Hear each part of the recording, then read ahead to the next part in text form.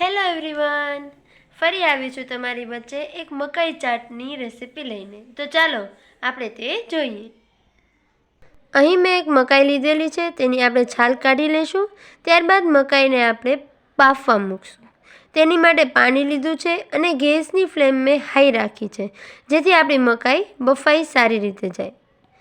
તો બાફવા મૂકીથી આપણે જોઈ લઈશું કે એક ઉબાળો આવી જાય ત્યાં સુધી જ આપણે મકાઈને બાફવાની છે. મકાઈ બહુ બફાઈ ન જાય તેનું આપણે ધ્યાન રાખવાનું. ચાલો આપણે તેને હવે બારે કાઢી લઈશું અને મકાઈને થોડી વાર ઠંડી થવા દઈશું. મકાઈ હવે ઠંડી થઈ ગઈ છે, તો મશીન વડે મકાઈના દાણાને આપણે અલગ પાડીએ.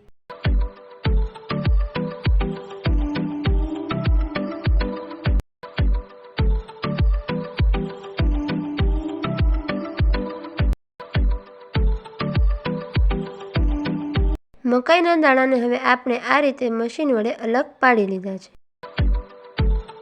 હવે મકાઈને આપણે થોડી ક્રિસ્પી બનાવવા માટે તેને તળશું. તેની માટે આપણે તેલને ગરમ કરવા મૂકી દીધું છે. તેમાં હવે આપણે કોર્નફ્લોર મિક્સ કરશું, જેથી મકાઈને તળતી વખતે તેમાં ક્રિસ્પીનેસ સારી એવી આવે. કોર્નફ્લોર પાવડર નાખ્યા બાદ હવે તેને આપણે સારી રીતે મિક્સ કરી દઈશું.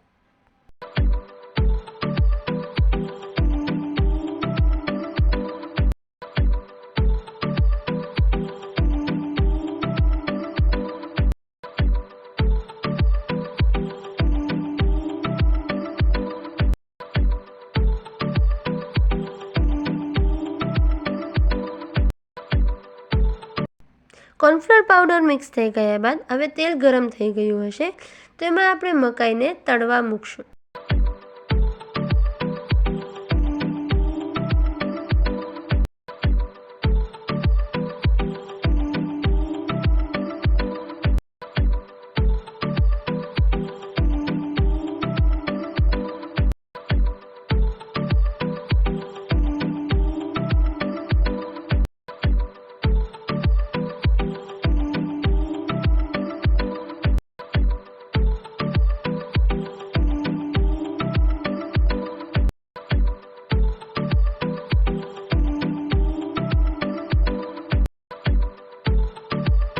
આ રીતે આપણે બધી જ મકાઈને તળી લીધી છે અને આપણે તેને એક બાઉલમાં કાઢી લીધી છે. તેના પછી આપણે તેમાં નાખવા માટે લીલા મરચાંનો પણ ઉપયોગ કર્યો છે. તમે કેપ્સિકમનો ઉપયોગ તમે કરી શકો છો.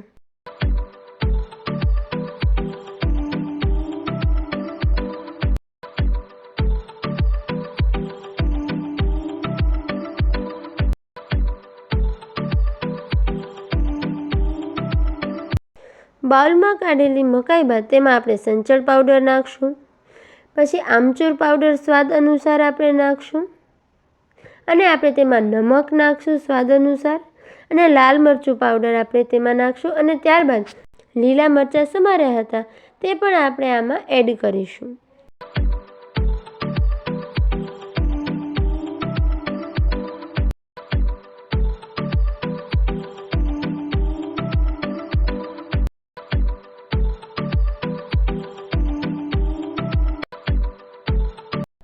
ત્યારબાદ આપણે તેમાં જરૂર પ્રમાણે આપણે લીંબુ નાખશું.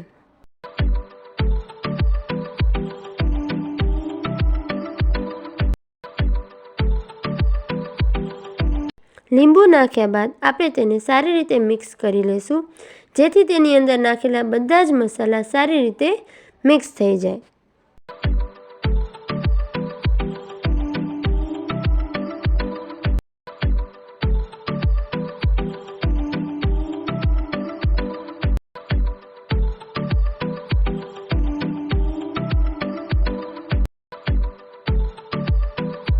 તો હવે રેડી છે આપણું ક્રિસ્પી કોર્ન ચાટ. તમે આ સરળતાથી ઘરે પણ બનાવી શકો છો અને સાંજના નાસ્તામાં પણ તમે સારી રીતે ખાઈ શકો છો. Thank you so much for watching this video. Bye bye.